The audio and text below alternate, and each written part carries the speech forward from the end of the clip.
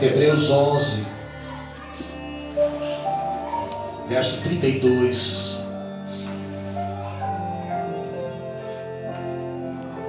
Espírito Santo, nós entregamos a Ti, Senhor, toda a nossa teologia, toda a nossa sabedoria, tudo que somos, tudo que temos, Senhor. Nós entregamos a Ti, Pai. Nós oramos, Espírito Santo, que o Senhor nos pegue por dentro,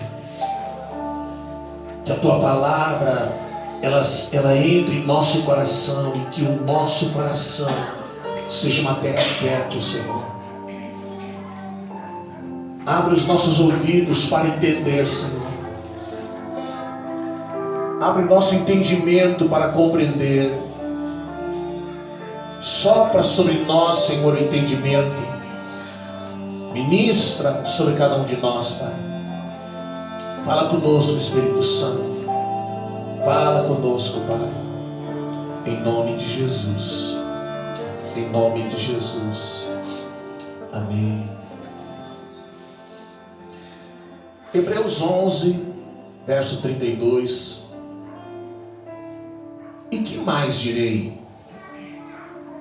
Faltar-me-ia o tempo contando de Gideão e de Baraque e de Sansão e de Jefté e de Davi e de Samuel e dos profetas, os quais pela fé venceram reinos, praticaram a justiça, alcançaram promessas, fecharam as bocas dos leões, apagaram a força do fogo, escaparam do fio da espada, da fraqueza tiraram forças, na batalha se esforçaram, puseram em fuga os exércitos dos estranhos. As mulheres receberam pela ressurreição os seus mortos.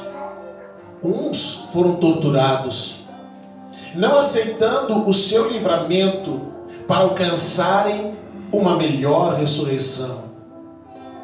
E outros experimentaram escárnios e açoites e até cadeias e prisões. Foram apedrejados, cerrados, tentados, mortos a fio de espada. Andaram vestidos de peles de ovelhas e de cabras, desamparados, aflitos e maltratados. Homens dos quais o mundo não era digno, errantes pelos desertos e montes, e pelas covas e cavernas da terra. E todos estes, tendo tido testemunho da fé, não alcançaram a promessa. Amém? Deixe marcado aí na sua Bíblia, deixe reservado. Esse capítulo 11 de Hebreus, ele é chamado de a galeria dos heróis. Em todo o capítulo 11 de Hebreus, o autor, ele vai citando cada homem, cada mulher, cada personagem ao longo da história bíblica. Homens e mulheres que se levantaram, homens e mulheres que viveram pela fé. Ele fala de vários desses personagens, fala de Abel, fala de Noé, de Abraão, Moisés, Davi. Ele cita cada um desses personagens. E ele está falando, ele começa o capítulo 11 falando da fé. A importância da fé. E ele vai contando o que cada um desses personagens viveram. Isaac, José. Cada um desses personagens em cuja vida, de formas diferentes, Deus Deus tratou. Deus separou cada uma dessas pessoas, até Raabe conta aqui na Galeria dos Heróis. Cada uma dessas pessoas foram chamadas por Deus, e cada uma delas foi tratada de uma forma específica, para que pudessem viver o propósito, para que pudessem viver o propósito em sua plenitude, para que pudessem viver o propósito pelo qual eles foram chamados, o propósito para o qual eles vieram a este mundo. Com cada um deles e na vida de cada um deles, Deus tratou de forma diferenciada. E quando nós lemos essa galeria, e eu li apenas alguns desses versículos, dá vontade de sentar e chorar, e ver quanto custou para cada uma dessas pessoas viver o propósito. Eu não posso jamais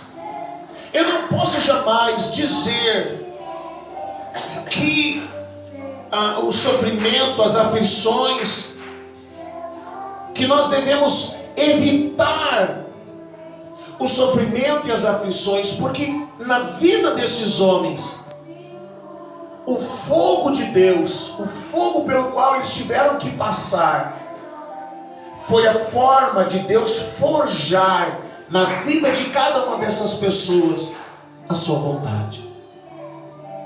Então, quando a gente vê essas pessoas, as suas situações, os seus personagens, dá vontade de sentar e chorar, porque nós olhamos para eles e olhamos para a igreja moderna. Pessoas que suportaram até a morte. Nós vimos ali que a palavra de Deus diz que quando eles eram açoitados, quando eles eram torturados, quando eles eram lançados ao fogo, quando eles eram lançados em óleo fervente, quando eles eram colocados como alimento para os leões, quando eles eram crucificados e queimados vivos, eles não aceitavam livramento, porque queriam alcançar algo melhor em Deus. Enquanto que essas pessoas suportaram até a morte, até o sangue, a igreja moderna diz: Deus, me livra das lutas, me livra dos problemas, me livra das dificuldades. Mas fica evidente na vida desses homens, fica evidente na vida dessas pessoas uma coisa, e neste objeto, nesta situação, ela é igual na vida de cada um deles, mesmo que Deus forjou a cada um de uma forma diferente.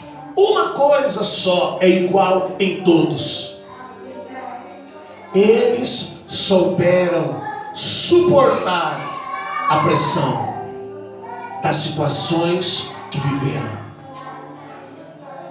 Como esse capítulo fala da fé, e ele está falando da importância da fé, então ela está nos falando não do que eu posso ganhar através da fé. Ele está nos mostrando onde eu posso ir pela fé, onde eu posso chegar impulsionado pela fé. Esse capítulo 11 também, ele deixa claro que essas pessoas todas, elas visualizaram, elas vislumbraram, elas até falaram sobre o reino, e elas viveram na expectativa de ver o reino. Elas profetizaram sobre o reino. Elas profetizaram sobre um reino de justiça, sobre um rei justo. Elas profetizaram sobre um reino que não teria fim. elas sonharam com este reino. E elas desejaram ardentemente ver este reino. Elas desejaram ansiosamente viver este reino. Nós estamos falando de um tempo em que o Espírito Santo não vinha sobre toda e qualquer pessoa.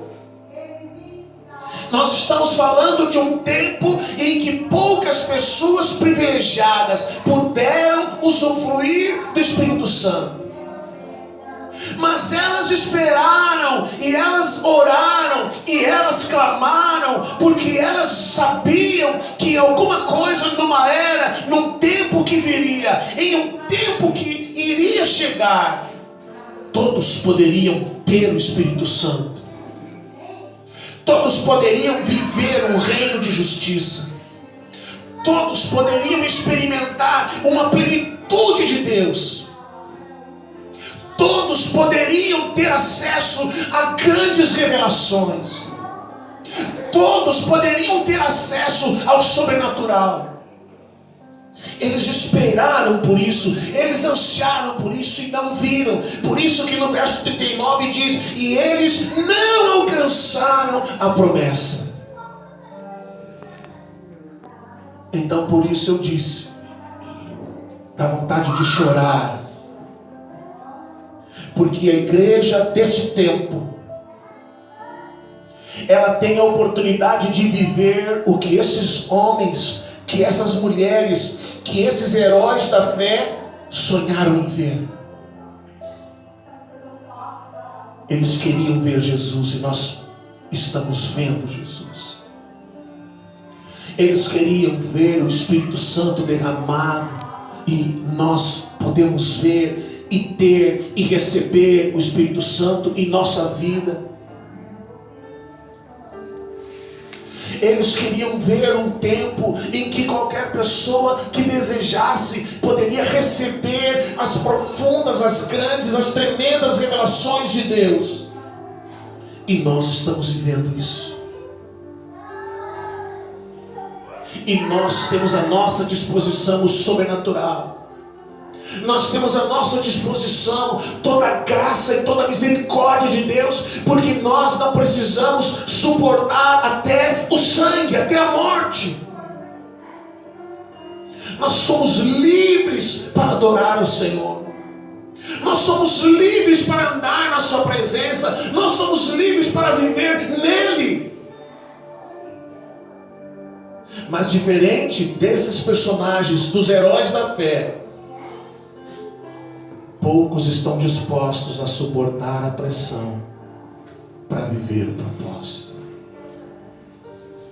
Poucos estão dispostos a suportar a pressão do processo para chegar ao propósito.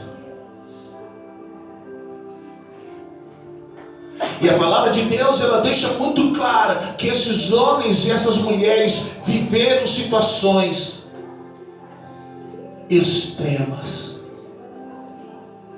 Você viu o que a palavra de Deus diz? Torturados,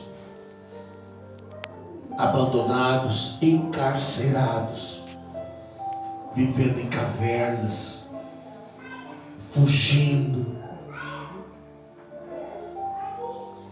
mudando de lugares para poderem adorar ao Senhor, escondendo-se. E essas pessoas suportaram tudo isso e elas não aceitavam de forma alguma que isso fosse facilitado. Elas não clamavam para que Deus os livrasse da perseguição, os livrasse do sofrimento, os livrasse da dificuldade, os livrasse da morte, porque eles sabiam o que a eternidade havia lhes reservado. Essas pessoas sabiam suportar a pressão. Elas amavam a Deus acima de qualquer coisa, acima da própria vida. E o problema da igreja moderna é que ela não ama a Cristo acima da própria vida. Ela ama mais a si mesma. A igreja moderna corre atrás de tantas coisas. Corre atrás dos seus próprios sonhos, dos seus próprios desejos, da sua própria vontade, do seu próprio querer. Ela corre atrás daquilo que lhe interessa e põe de lado o que é sobrenatural. A igreja moderna coloca o seu próprio sonho e o seu próprio querer acima do propósito. Então, ela não suporta a pressão do processo. E enquanto essas pessoas suportaram até a morte, muitas vezes, nesse tempo, onde vivemos a graça, a misericórdia de Deus plena, muitos não suportam sequer o processo, o forjar. Sabe quando um ferreiro, ele pega para preparar uma espada, ele precisa trabalhar aquele metal. E para ele fazer uma espada, para ele preparar uma espada, esse metal ele precisa ser aquecido, e ele precisa ser espancado, ele precisa ser batido, ele precisa ir para o ferro, ir para a bigorna, ele precisa ir para um local apoiado no metal, e ele precisa ser batido várias e várias vezes. E voltar para o fogo, e voltar para ser espancado, batido com força, com violência. E assim a espada é forjada, com muitas passagens pelo fogo e pela bigorna, até que ela se torne uma espada perfeita. E depois de todo esse trabalho, ela vai para o local e ela vai ser lixada. E ela vai ter que passar por um processo para que toda imperfeição ela desapareça. E ela vai ter que ser muitas vezes lixada com um metal, com uma lixa, com uma pedra, com algo muito grosso, para arrancar as maiores imperfeições, e depois algo mais suave, para perfeitamente desaparecer em toda e qualquer marca, e ela se tornar uma boa espada, e ela se tornar uma espada boa para ser levada para a guerra. Então assim Deus forjou a galeria dos heróis, pessoas que suportavam a pressão, pessoas que suportavam o processo. Nós temos Davi, que um dia está lá cuidando das ovelhas do seu pai, e aparece lá Samuel e o unge, e todos pensam que no momento em que ele foi ungido, no dia seguinte ele se sentaria no trono. Não, ainda haveria o processo. Ele ainda teria que passar pelo processo de Deus. Ele ainda teria que ser passado na fornalha. Ele ainda teria que passar pela bigorna. Ele ainda teria que ser preparado por Deus. Então ele viveu 15 a 20 anos fugindo, sem poder ver o pai, sem poder ver a mãe, sem poder ver a família, mudando-se de caverna para caverna, sendo caçado pelo seu grande inimigo Saul. E em todo esse processo Deus foi forjando Davi para que ele pudesse então sentar-se no trono. Mas Davi suportou. Sabe, Davi nunca quis matar Saul. Davi, embora ele tivesse oportunidade para matar Saul, embora Saul fosse lhe entregue, ele nunca quis matar Saul, Porque Saul fazia parte do processo de Davi. Saul morreu a hora que Deus quis tirar a vida dele. Não foi Davi quem o matou. Hoje, às vezes, alguém faz algum comentário sobre a sua vida, sobre a nossa vida. E como bons cristãos, a gente ora: Senhor, eu quero a cabeça daquele camarada, porque ele falou de mim. Porque nós não sabemos suportar o processo. E no processo, onde somos colocados numa prensa, onde somos colocados e preparados e treinados para viver o propósito, Deus vai levantar pessoas como Saul. Deus vai levantar pessoas como Caim, que vão matar Abel. Deus vai levantar pessoas como os irmãos de José, que o jogaram numa cisterna e que o venderam como escravo. Deus vai levantar pessoas como a mulher de Potifar. Deus vai levantar pessoas que vão caluniar, que vão mentir. Mas essas pessoas fazem parte de um processo de Deus para nos tratar, para tratar com a nossa alma, para tratar com o nosso espírito, para nos forjar, para que nesse tempo, se alguém quiser escrever uma nova galeria de heróis, alguém possa olhar e ver que você está apto para estar numa lista como essa. E talvez o seu nome esteja ali escrito e alguém diga alguma coisa sobre você. O que você viveu, o que você suportou, o quanto você amou a Deus a ponto de se deixar gastar por conta do propósito.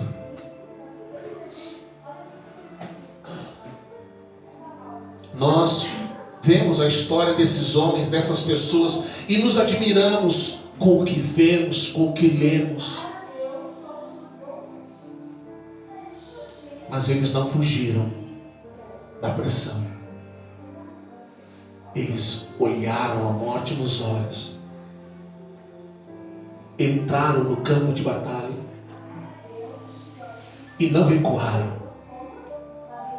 E já que falamos de Davi, enquanto todos os homens do exército de Saul fugiam quando ouviam a voz de Golias, e Davi, um menino pequeno, frágil, entra no campo de batalha com apenas 5 pedras, nenhuma armadura, nenhum capacete, nenhuma lança, nenhuma espada, mas com muita fé.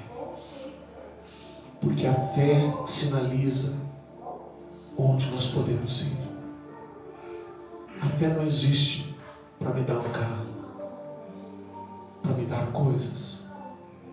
Ela existe para me capacitar a chegar onde Deus quer que eu chegue.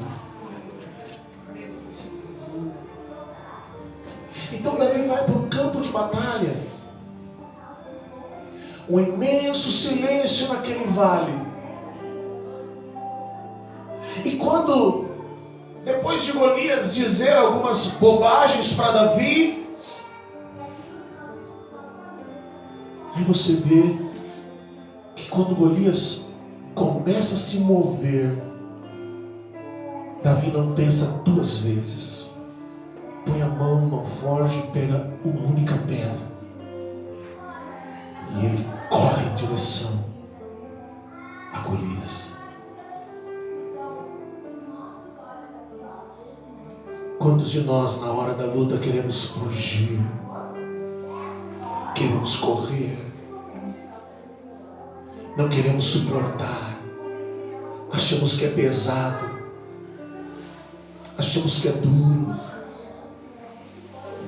mesmo sabendo que a pressão faz parte do processo. Muitos de nós choramos, esperneamos e não queremos, não queremos. Eu quero sentar no trono, mas esse processo eu não quero. Eu quero entrar na terra prometida, mas eu não quero passar pelo processo. Aí você vê essas pessoas,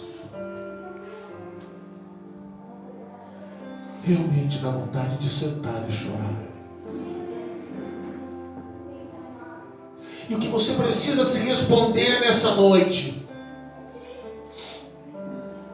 quanto você quer Deus? Quanto você está disposto a sofrer por isso? Talvez você já entendeu um propósito de Deus para a sua vida.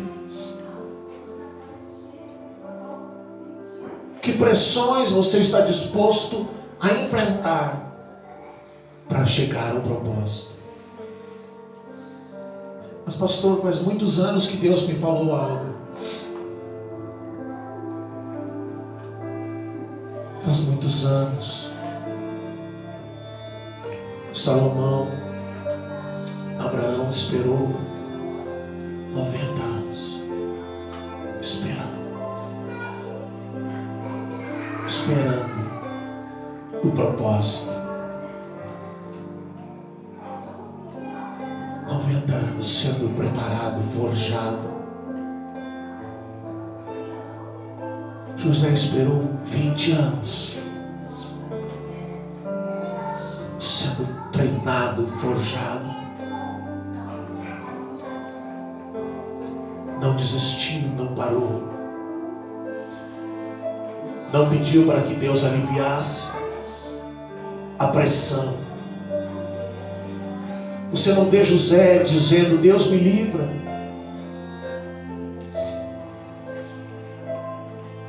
Você vê Abel indo até a morte por ter apenas oferecido a Deus, levantado a Deus um altar tão agradável, e tendo que lidar com a inveja do seu próprio irmão. Você não vê essas pessoas dizendo: Deus me livra, Deus me livra.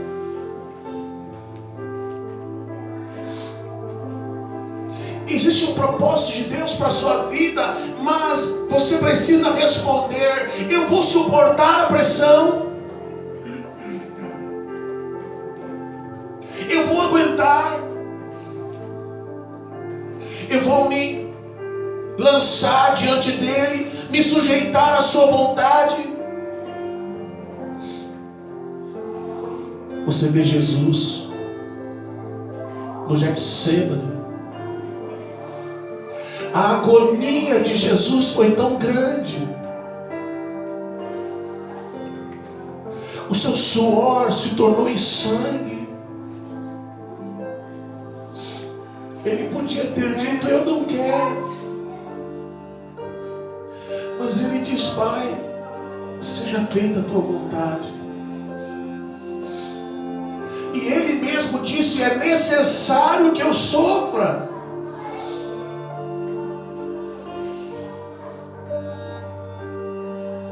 Ainda hoje, a gente conversava, a gente dizia: Deus precisa levantar homens,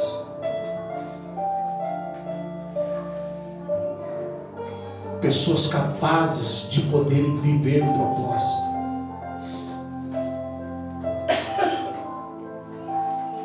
Então a gente lê essa galeria de heróis e realmente a gente tem vontade de lamentar, ver o nível de comprometimento, o nível de entrega que vemos hoje.